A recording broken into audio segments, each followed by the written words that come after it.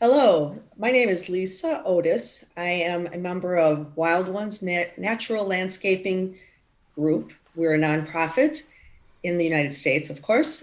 We work to educate and promote the use of native plants, protect native habitats, um, and just everything native. I'm here today regarding the project in a very interesting project in Port Washington. It's called the Neighborhood Habitat Improvement Program. And it's unique in that we have both a couple of one nonprofit organization besides ours, we're teaming together on this, but also we have a partnership with the city of Port Washington, Wisconsin. And for those of you who don't know where that is, it is on Lake Michigan, very important area for bird migration, and monarch migration down the coast of Lake Michigan, west side. So today we're going to chat with John Crain, who is part of the city of Port Washington. He is the Park and Forestry Superintendent. And we're going to just talk with him a little bit about that partnership with the Western Great Lakes Bird and Bat Observatory, which has been spearheading this program. So, John, would you like to give us a description of the project as well as how the city got involved with it? Sure. I was approached when the Western Great Lakes Bird and Bat Observatory moved their office into Port Washington.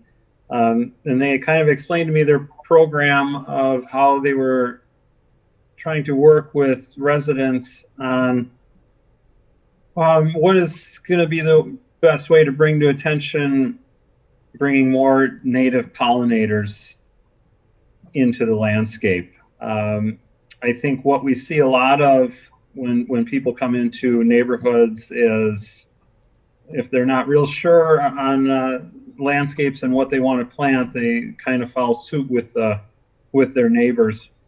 And we're trying to promote not such a heavy turf, heavy mode, and heavy maintenance of non-essential plants. Some of the things that I'm trying to do in the parks, which I hope will transcend onto homeowners, is show that a native landscape isn't something that's not maintained. It's being maintained within itself, and it may take a little bit of time to get to that point, but the benefits of having native landscape and the benefits that they provide can be so much more than just standard turf. So with having, we have 34 parks, close to just over 30 that we fully maintain throughout the city. This is a great opportunity for us to help showcase this and help promote the idea of native pollinators within the city's landscape.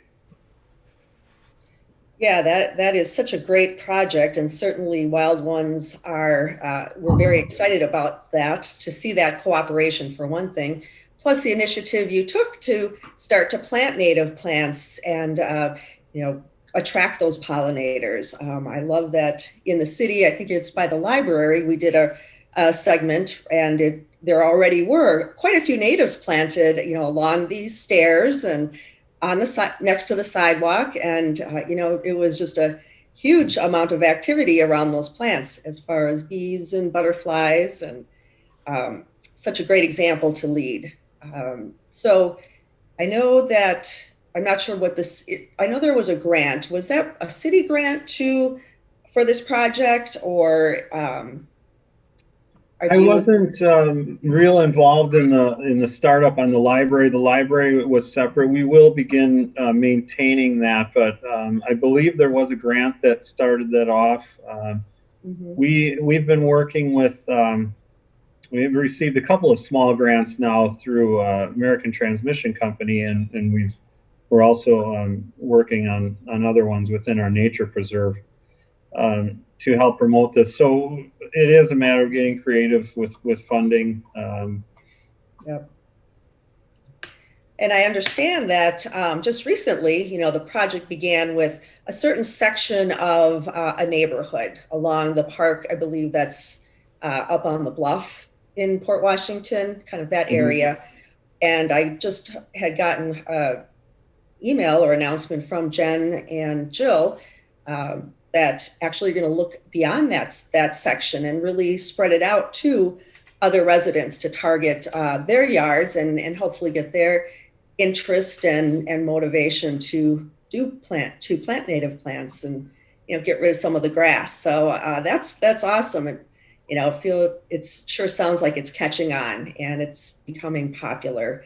I didn't mention earlier, just for the benefit of our audience, we have two people that have been the folks that started this program. Jill Koonsman, who is part of the Western Great Lakes Bird and Bat Observatory, and then Jen Phillips Vanderberg, who is also working with Jill. She has been doing a lot of the statistical work, presenting it, organizing it. So these two ladies, plus you, John, we're very grateful to have you in these roles and making a difference for our pollinators.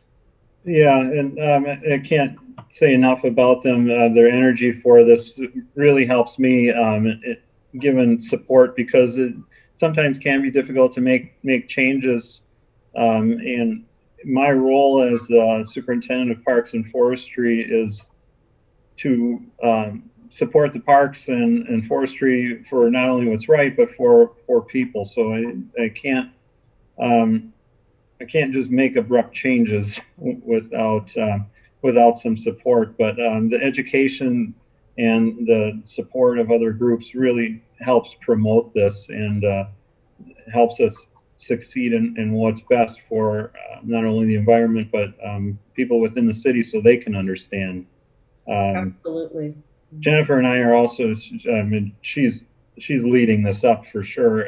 Is we're working on another grant, a larger grant for this exact purpose on one of our parks, outlying parks. So that'd be coming up in 2022.